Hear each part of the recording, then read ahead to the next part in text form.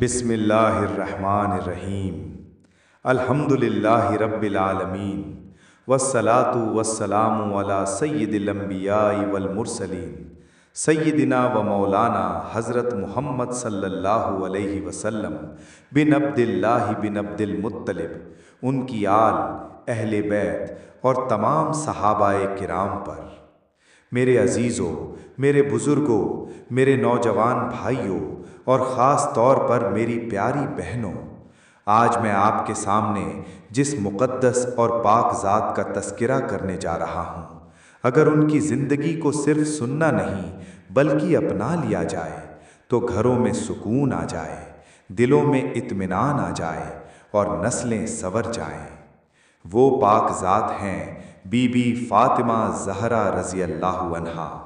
Be be Fatima Zahra رضی اللہ عنہا رسول کی آنکھوں کا نور۔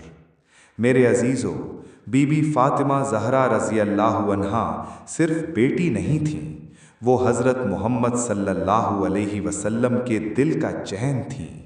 جب حضرت محمد صلی اللہ علیہ وسلم گھر میں داخل ہوتے تو بی بی فاطمہ زہرا رضی اللہ عنہا کھڑی ہو جاتیں، اپنے والد کے ہاتھوں کو چومتیں اور انہیں اپنی جگہ بٹھاتیں۔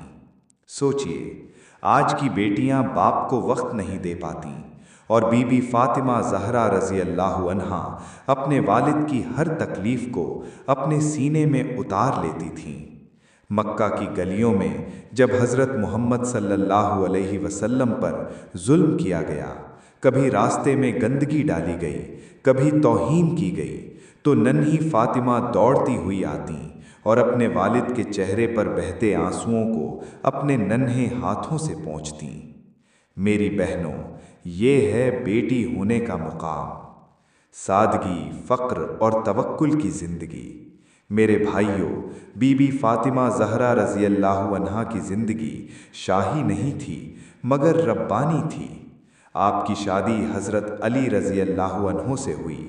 نہ دہیج کا ڈھیر، نہ زیورات کی نمائش، نہ عالی شان گھر میں کبھی کبھی چولہا بھی نہیں جلتا تھا۔ دن گزر جاتے تھے اور تنگی کے عالم میں فاقوں کا سامنا کرنا پڑتا تھا۔ چکی پیستے پیستے ہاتھوں میں چھالے پڑ گئے، پانی بھرتے بھرتے گردن جھک گئی، لیکن زبان پر کبھی شکوہ نہیں آیا۔ میرے عزیزوں، آج جب کسی کی بیٹی کسی کے گھر نکاح کر کے جاتی ہے تو کہتی ہے میرے حق پورے نہیں ہوئے، اور بی بی فاطمہ زہرا رضی اللہ عنہا کہتی تھیں اللہ میرا کافی ہے۔ حیا، پردہ اور پاک دامنی۔ میری بہنوں، بی بی فاطمہ زہرا رضی اللہ عنہا کی حیا کا عالم یہ تھا کہ وہ زندگی میں بھی پردے کو تھامے رہیں اور وفات کے بعد بھی۔ آپ نے وصیت فرمائی کہ میرا جنازہ اس طرح اٹھایا جائے کہ میری صورت غیر محرم کی نگاہوں میں نہ آئے۔ میری نوجوان بہنوں، آج جب پردے کی بات آتی ہے تو زمانے کی رونقیں تمہیں کھینچ لیتی ہیں اور تم اپنے دین کے اصول اور اپنی سنتوں کو پیچھے چھوڑ دیتی ہو۔ آج شادی بیاہ کی محفلیں ہوں یا بازاروں کی بھیڑ، بہت سی عورتیں بے پردہ ہو کر گھومتی ہیں، سب جانتے سمجھتے ہوئے بھی نہ دین کا خوف رہتا ہے نہ آخرت کا احساس۔ لیکن یاد رکھو، زمانے کے ساتھ چلنے سے زمانہ ملتا ہے اور اللہ کے ساتھ چلنے سے جنت ملتی ہے۔ حیا عورت کی کمزوری نہیں، اس کا زیور ہے، اس کی پہچان ہے۔ بیوی کے طور پر بی بی فاطمہ زہرا رضی اللہ عنہا اور شوہر کی سمجھ۔ میرے بھائیوں، بی بی فاطمہ زہرا رضی اللہ عنہا ایک ایسی بیوی تھیں جو اپنے شوہر کے دل کو پڑھ لیتی تھیں۔ حضرت علی رضی اللہ عنہ دن بھر محنت کرتے، کبھی کنواں کھودتے، کبھی مزدوری کرتے اور شام کو تھکے ہوئے گھر لوٹتے۔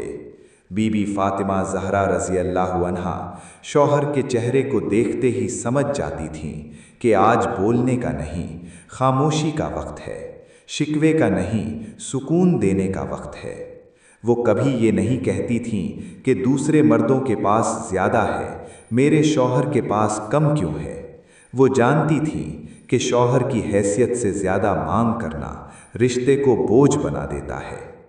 آج کی بیویاں اور کڑوی حقیقت۔ میری بہنوں، آج کی بہت سی بیویاں شوہر کو سمجھنے سے پہلے اس سے مقابلہ کرنا سیکھ جاتی ہیں۔ یہ مقابلہ گھر کا سکون کھا جاتی ہے اور محبت کو شک میں بدل دیتی ہے۔ یاد رکھو، جو بیوی شوہر کو سمجھ لیتی ہے وہ اپنا گھر بچا لیتی ہے۔